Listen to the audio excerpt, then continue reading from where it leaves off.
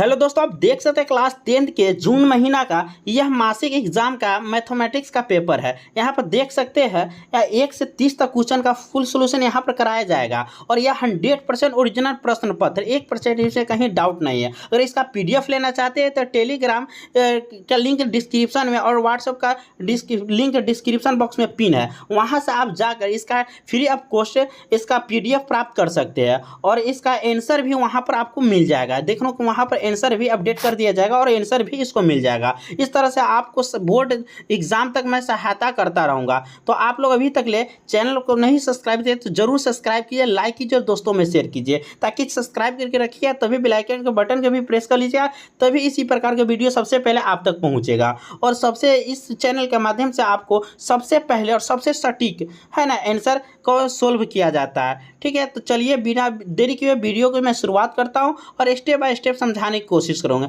देखिए, स्क्रॉल करके ऊपर ले गया और यहाँ पर दिखाया 1 में से 30 क्वेश्चन दिया गया, जिसमें से आपको 25 क्वेश्चन को मात्र उत्तर देना है। तो चलिए क्वेश्चन नंबर 1 की ओर बढ़ रहे हैं। यहाँ पर निम्नलिखित में बहुपद नहीं है, बतला रही इसमें कौन बहुपद नहीं है। आप पहचानिए, अगर पढ़े होइएगा, थोड़ा भी पढ़े होइएगा तो आप पहचान सकते इसमें कौन सा बहुपद नहीं है। तो देखिए, बट्टा में कभी भी बहुपद नहीं होता। इसका ऑप्शन नंबर राइट, इसका डी करेक्ट आंसर होगा। ठीक है, इसे पहचानने के लिए केवल कह रहा था, है ना। यदि px स्क्वायर 3x - 4 है, यानी कि कह रहा px equal to x square और दिए हुआ है 3x - 4 है, तो इसका अगर p का वैल्यू यहाँ पर दूर डाल दिया जाए, x के जगह पर दूर डाल दिया जाए तो इसका मान निकालिए। यहाँ पर देखिए x का स्क्वायर दिए हो, 2 का स्क्वायर दिए हो -3 गुने 2 -4 दिए हो। ठीक है, तो 2 का स्क्वायर 4 होता है, 3 दूनी -6 -4 होगा, तो 6 4 10 -10 अब +4 है। 4 में से 10 गया तो -6, यानी ऑप्शन नंबर 1 करेक्ट आंसर हो। इस प्रकार हम पूरा सोल्व करेंगे और एक एक क्वेश्चन का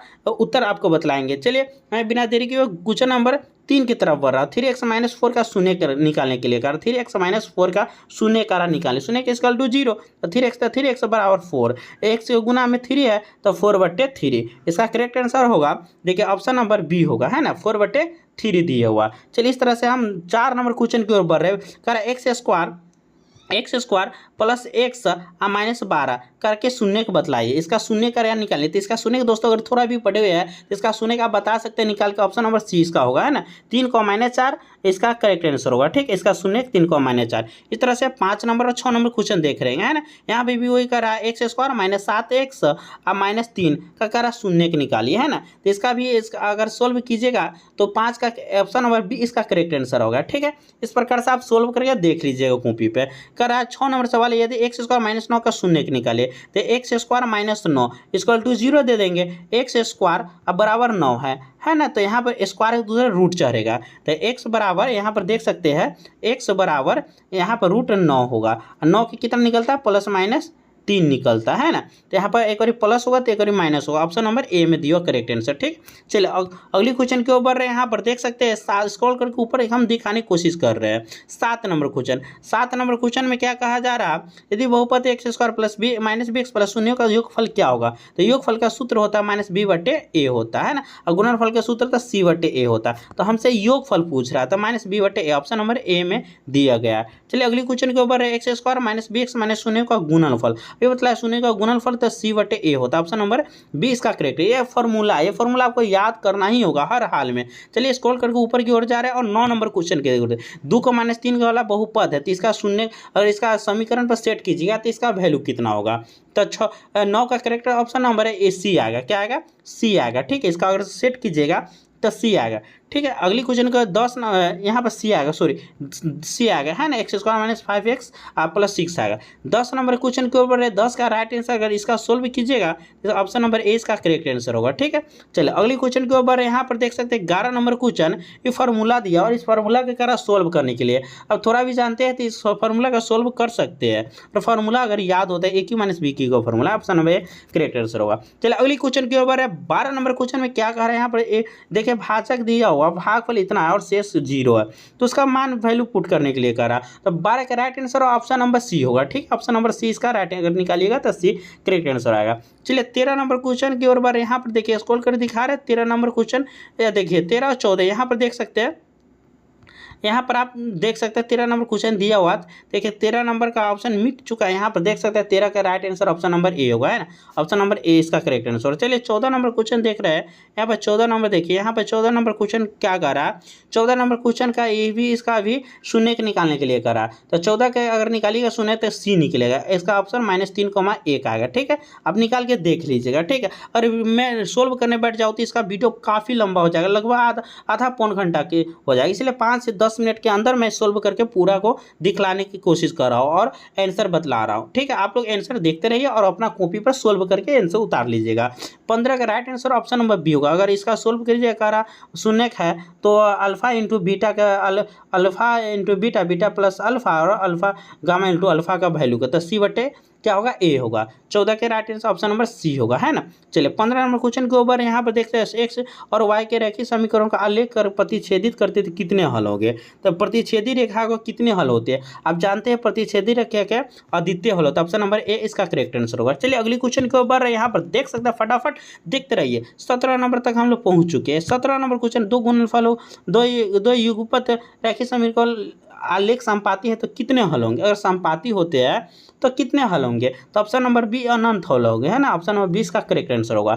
चलिए अगली क्वेश्चन के ऊपर रैखिक समीकरण इतना दिए हुआ, देखिए इतना रैखिक समीकरण है तो कौन सी होगी। तो A1/A2 B1/2 और फॉर्मूला याद होगा तो तुरंत आप पहचानते हुए रैखिक समीकरण का क्या शर्त होता है। ठीक है, तो 18 का right answer option number C होता है। देखिए समीकरण हमेशा संपाती होता है। ठीक है, चलिए अगली क्वेश्चन की ओर बढ़ रहे हैं। यहाँ पर 19 नंबर क्वेश्चन देख सकते हैं आप। यहाँ पर 19 और 20 नंबर क्वेश्चन देख सकते हैं। दो रैखिक समीकरण दिए हुआ और करा इसमें क्या होगा, प्रतिच्छेदी होगा, समांतर होगा, संपाती होगा, इनमें कोई नहीं होगा। तो 19 का राइट आंसर होगा ऑप्शन नंबर यहाँ पर बी होगा, है ना। ऑप्शन नंबर बी इसका करेक्ट आंसर होगा। समांतर होगा, इसका निकालिए A1/A2 B1/B2 को फार्मूला पर या जानते होइएगा, इस फार्मूला पर अगर निकालिएगा इसका ऑप्शन नंबर बी आएगा। इसी प्रकार आप देख सकते हैं 20 नंबर क्वेश्चन, 20 नंबर का भी अगर सोल्व कीजिएगा तो एक्स और वाई का वैल्यू करा निकालने के लिए, तो एक्स और वाई की इसका 20 का राइट ऑप्शन नंबर सी आएगा, है ना। सी इसका करेक्ट आंसर आएगा।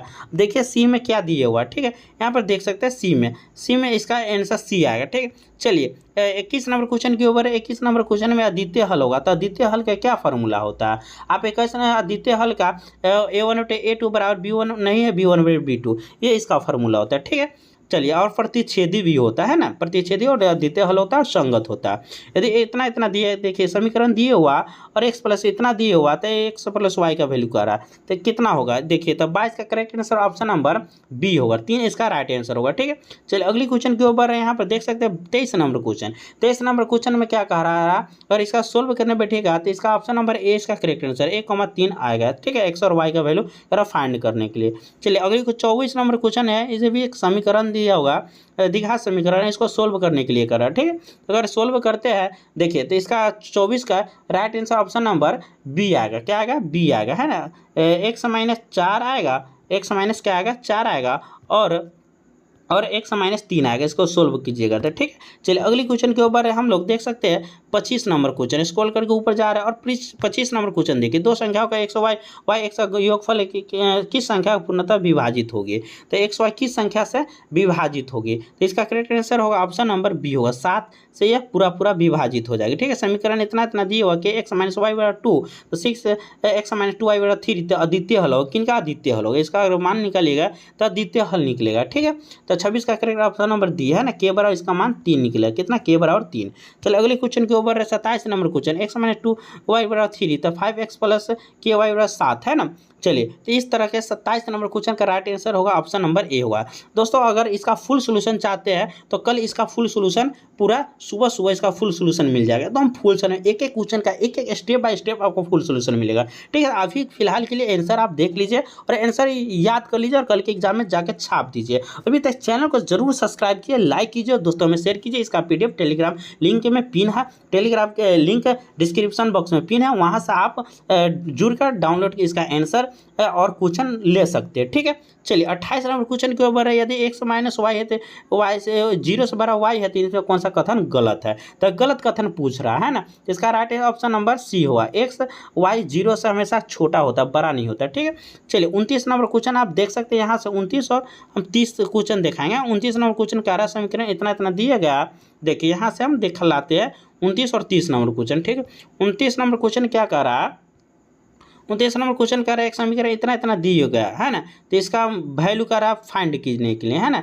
एक्स और वाई का मान कर रहा निकालने के लिए। तो इसका मान अगर निकालते हैं समीकरण पर बैठाते हैं, बिल्कुल कोई विधि से, जो भी विधि से आपको आसान लगे उस विधि से अगर बनाइएगा तो इसका मान एक्स बराबर 9 वाई बराबर 5 आएगा। ठीक, चलिए इस तरह से हम लोग देख सकते हैं कि 30 नंबर क्वेश्चन, 30 नंबर भी क्वेश्चन वही दिया हुआ, स्पेन समीकरण दिया हुआ और कह रहा है एम का वैल्यू निकालने के लिए। ये 2 चर वाले रैखिक समीकरण का सवाल सब है। ठीक है, और इसका राइट आंसर ऑप्शन नंबर निकालिएगा तो -1 आएगा। ठीक, इसका एक राइट आंसर आएगा। इस तरह से हमने 1 से 30 क्वेश्चन का फुल सोल्यूशन देख लिया है ना, और हम लोग इसका फुल एकदम step by step, one step, एक स्टेप 0 से लेकर है ना अनंत तक और सिखाने चले तो कल सुबह में इसका वीडियो डाल दूंगा, वहाँ से आप देख एक स्टेप समझ जाइएगा।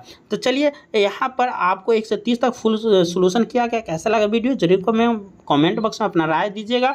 और इसका सब्जेक्टिव डाल दिए है, वहाँ से भी आप इसका सब्जेक्टिव का आंसर लिख सकते हैं। तो आज के लिए बस इतना ही, मिलते हैं अगले वीडियो।